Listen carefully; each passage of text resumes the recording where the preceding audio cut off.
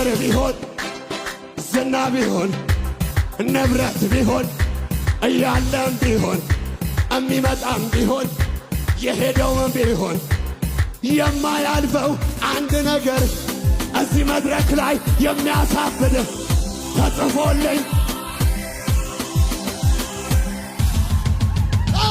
ለስ አደደደደ የኔ ሞልቶኛል። አቤት አቤት አቤት አቤት ለዚህ ነው ጩኸቴ ሰማይ መሄድ።